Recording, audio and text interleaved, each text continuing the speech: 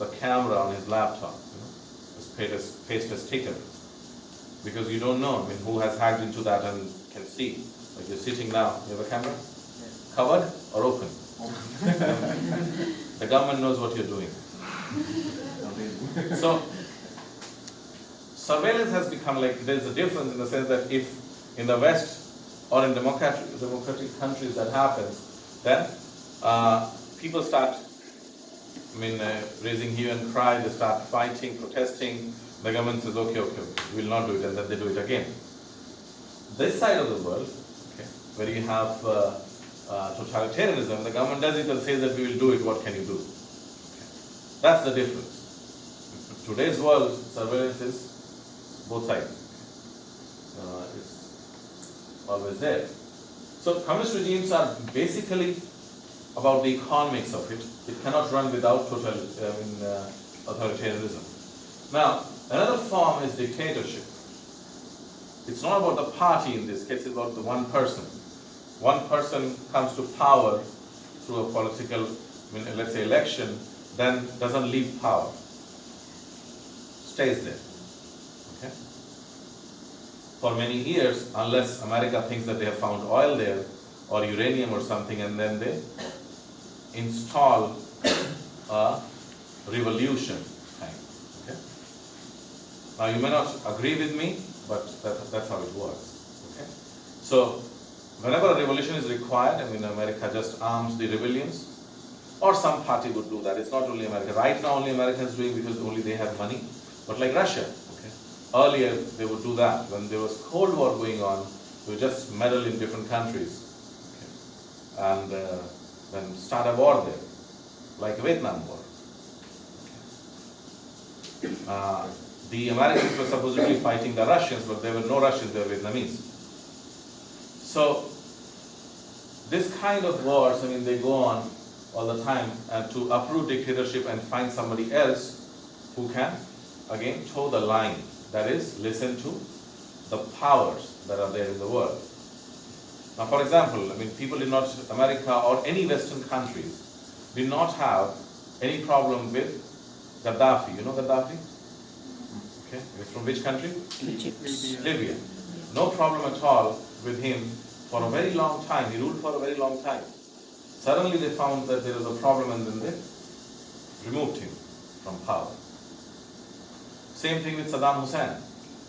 Now Saddam Hussein, there is no doubt that he was not a very nice person.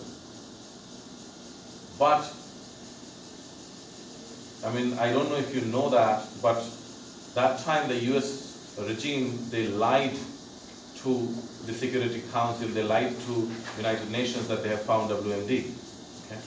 And I'm not making this up, you can go and check anywhere on Wikipedia. They lied that there's WMD, and then they invaded Iraq and they found Saddam Hussein, and then he was removed from power. Now what's the condition of Iraq right now? Is it stable? Is it causing a lot of trouble to other people in the world? Yes, right? Saddam Hussein was removed and then replaced with something, not replaced exactly, the US did not do it directly. But it gave rise to something worse, or the worst the world has seen, called ISIS. Have you heard of ISIS? Yes. Yeah. So, when Saddam Hussein was there, he was killing these people to keep them in check. Of course, he was killing people, so that was not good. But he was killing these people so that they did not rise to power. And he was gone, US could not handle anything, and then we have ISIS. Same thing happened in Afghanistan. So, of course, Afghanistan was under terrorist control. There is no denial, and it should have been removed, and somebody had to do something. That's nice. But finally, the outcome is that nothing has changed. So, dictators are there, and do you know any dictator right now still in power? Venezuela? Okay. Now that's Fidel Castro's brother. No, that was in Cuba. When I was a student, Hugo Chavez was there, the dictator. North Korea. Yeah, North Korea. North Korea is everything. All of these. combined. That's the poster boy of totalitarianism. Okay? Everything is there. It's the worst. I mean, can't imagine. Yes, I mean, you can say that, like Saudi has a dictator. Now they don't say that they are dictator, but it's a one-party system, not actually one party, it's one family, which has trillions of dollars. The Saud family, and on their name we have Saudi Arabia. So that's a dictatorship, and most Middle Eastern countries have dictatorships right now. In Syria we have what was his name? Bashar Assad. Now Syria is not there anymore. Nothing remains. And all these countries which were involved in Arab Spring, you remember? Yeah. 2 years back, like Tunisia, you had Egypt. All of them had dictators. Usually, they came to power legitimately, but remained there illegitimately, and that's the condition. But most countries do not have a dictator right now. Okay, its conditions have improved in many countries, and the countries that have democracy, there are many different kinds. Okay, some democracies are more open than others, or have different kind of regulations. So let's see that. Hold on. We have to come back. Now, political freedom. Political freedom basically measures the degree to which fair and competitive elections occur, the extent to which individual and group freedoms are guaranteed, the legitimacy ascribed to the general rule of law, and the freedom of the press. Now let's see what's the status of different countries here. Now, green means free. Okay? Yellow is partly free, and blue is not free at all. Okay. So you can see, China, of course, there are no elections. We're talking about, like, see, many countries have elections. They are not free, they are not fair. Okay? But they have elections. Like elections in Russia, right?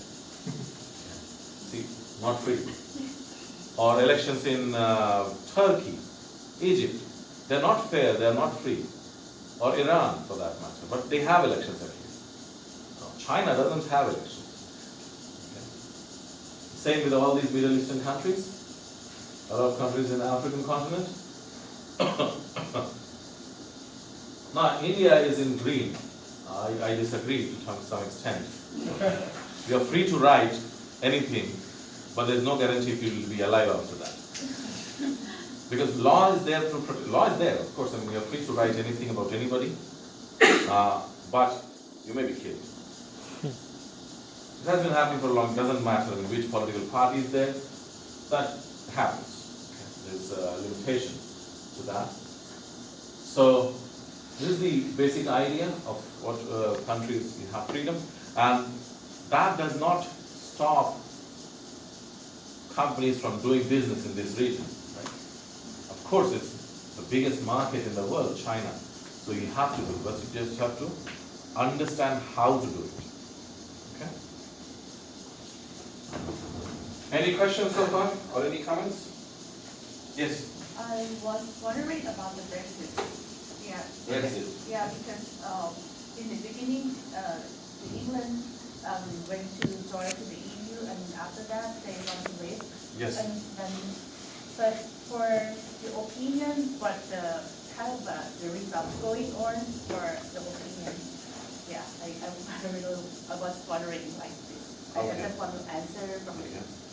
Now, you see, why Brexit happened was because the political parties involved, some of the people, they thought that Britain is not benefiting from being in the EU, okay, European Union. So they started this political campaign, and it coincided with the resentment that people have with immigrants. Okay.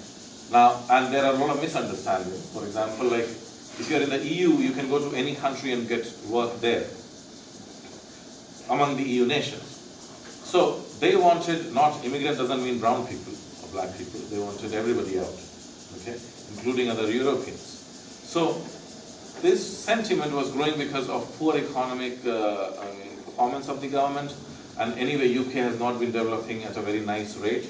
The growth has been stagnant, jobs are there, not there. 10 years ago there was huge unemployment problem in the UK. All this was there. That caused, and this was connected that okay, I mean this because we are part of the EU, so we are not benefiting, and this is causing all that. So people, when the political, you can say, campaign became more and more intense. When it became more and more intense, the government thought that okay, let's do a referendum. Let's ask people to just shut down the other political idea that being in the EU is not right. So they did the referendum, and then people voted that Britain should exit or leave the European Union. Now most people who voted did not even understand what was going on. So if you see interviews from that time, old people generally, not the youngsters, the old ones, they voted because of some whole other reason. They did not even understand what was going on. And that led to a referendum that Britain should leave the EU. So, but now what has happened, that it's very difficult to negotiate. Because EU, the framework that took, EU was not formed in a day. Okay. It took 20, 30 years of negotiations and agreements to finally come up with the European Union. So, leaving that is quite complicated. To get a deal, now EU wants to make the terms very tough, so that if in future anybody wants to leave, they think twice. No, actually, they think thrice or more.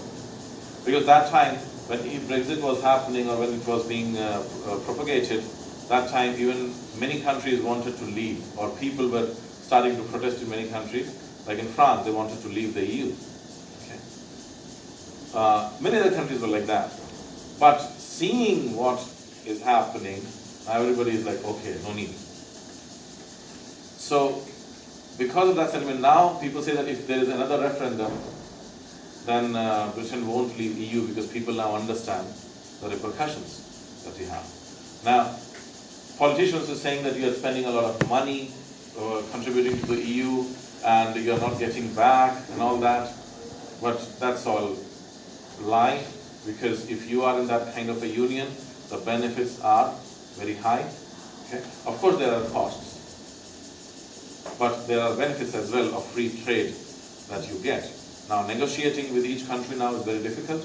Negotiating with the EU is very difficult for Britain, and that's why they've been trying to do it for 2 years now, but they've not been very successful. Okay? Does that answer your question? And